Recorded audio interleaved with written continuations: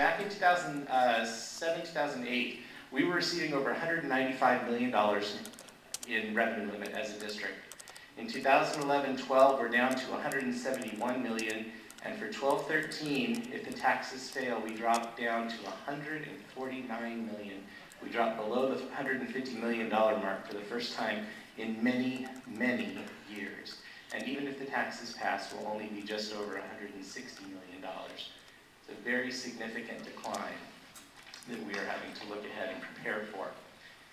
Now, overall, our unrestricted general fund revenue for the current year is about $198.6 million, of which $41.2 million gets contributed over to the restricted general fund.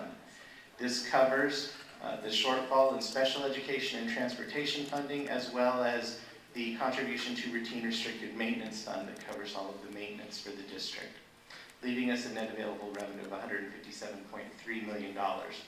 This is our revenue divided up into pie shapes so you can kind of see how things weigh out. The large blue section and the maroon section on the left side combine to form 82.5% of our general fund revenue. That is the revenue limit. The other 16%, the other large piece in unrestricted, is state revenue, that light blue slice. That is the lottery and all of the Tier 3 categorical programs. There's very little federal money and very little local money that we receive as unrestricted dollars.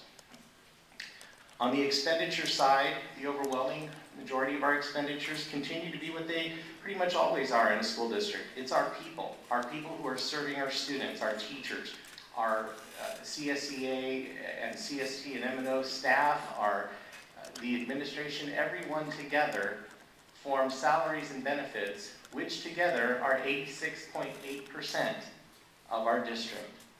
When we add all of us together and our benefits, we're 86.8% of the district. The rest of our expenses comprise only about 13%.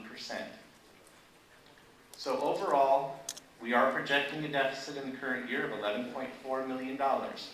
Now, in the past couple of years, we've had projected deficits, and then we've had late in the year federal money come and rescue us as we've utilized expenditure transfers to move things over to use that categorical funding. Unfortunately, we are not anticipating any more new ARA funding or any other type of federal bailouts this year because the federal government is now struggling to get its books in balance.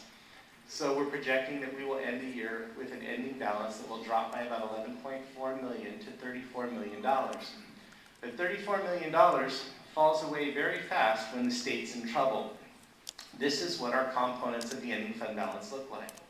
We currently have revolving cash, that's the petty cash accounts at all the sites and departments, at $300,000. Our inventory is about $419,000. Our 2% set aside for the economic uncertainties is about $6 million. We still have $500,000 set aside for the IRS assessment resolution. We're getting very close to getting that resolved, but we're not quite there yet. Hopefully soon I'll be telling you that it's done. But the Tier 3 programs and the site carryovers that we're currently projecting based on their current expenditure projections will have a balance at the end of the year of about $4.87 million. The current offer that's on the table of the 1.64 and the 1.36, when you add the unrestricted programs and those that we have to contribute to from the general fund, it's about $4.9 million. And then that leaves us undesignated balance of about $17.1 million, or half of the $34 million. But of that, if the taxes were to fail, $13.88 million would have to be utilized to balance us out just from next year, from the first year only of implementation of the cut related to the taxes not passing. On the restricted general fund side, the categorical programs of the district, as we mentioned, about a $46 million contribution from the unrestricted general fund. It is now the largest portion of the restricted general fund budget. Altogether, there's $129 million budget, of which $36 million is state revenue, $29 million is federal revenue. A small piece is the revenue limit, which is the revenue limit that is generated by special education and community day school students because their program is reported on the restricted side of the ledger. But as you can see, the largest piece, that light orange piece, is our contribution from the unrestricted general fund.